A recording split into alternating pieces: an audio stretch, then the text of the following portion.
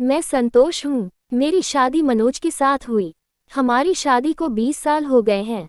हमारी प्रेम कहानी बहुत मुश्किल दौर से गुजरी है, पर आज हम दोनों एक दूसरे के साथ बहुत खुश हैं।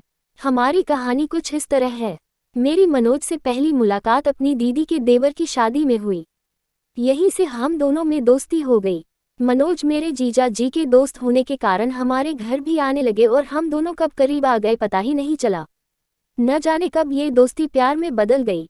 इसका एहसास तब हुआ जब मेरे पापा ने मेरे रिश्ते की बात मुझसे पूछी।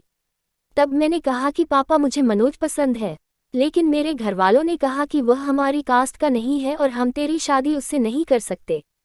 इस पर मैंने कहा कि जब वह इतने दिनों से हमारे घर आते थे तब तो आप उन्हें अपने बेटे जैसा प्यार देते थे।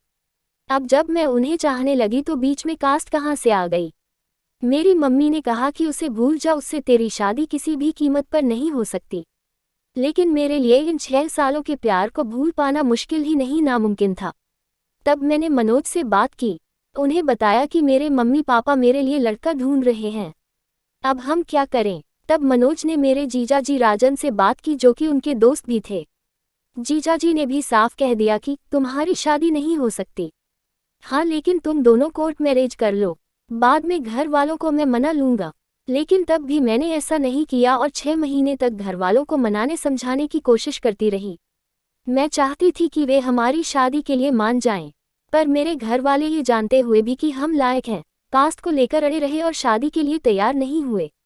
जब घर से शादी के लिए दबाव बढ़ने लगा और मुझे लड़का देखने आ गया तो मैंने और मनोज ने अपने जीजा राजन की सलाह मानकर शादी कर ली। शादी के बाद जब मैं अपने ससुराल गई तो उन्होंने भी हमें अपनाने से साफ इनकार कर दिया। तब मनोज के एक दोस्त ने अपने घर में हमें जगह दी, लेकिन किसी और के घर में ज़्यादा दिन तक रहना मुनासिब नहीं था। तब हम दोनों ने नौकरी ढूंढनी शुरू की। थोड़ी दिक्कतें तो आईं, लेकिन उसके बाद हमें नौकरी मिल गई। हमने किराए पर एक कमरा लिया। शुरुआती दिन हम दोनों ने बहुत मुश्किल में गुजारे। कई बार तो खाने के लिए पैसे भी नहीं होते थे, पर हम दोनों ने कभी एक दूसरे से कोई शिकायत नहीं की। हम सबको ये दिखाना चाहते थे कि हमारा प्यार सच्चा है और प्रेम विवाह भी कामयाब होते हैं। थोड़े समय बाद मुझे एक प्यारी सी बेटी हुई। इसके बाद मेरे ससुराल वाले हमें घर वापस ले आए। इस बीच हमारा फाइनेंशियल स्टेटस थोड़ा ठीक हुआ। 3 साल बाद मेरी दूसरी बेटी भी हो गई, लेकिन मेरे घरवालों ने मुझे आज तक नहीं अपनाया।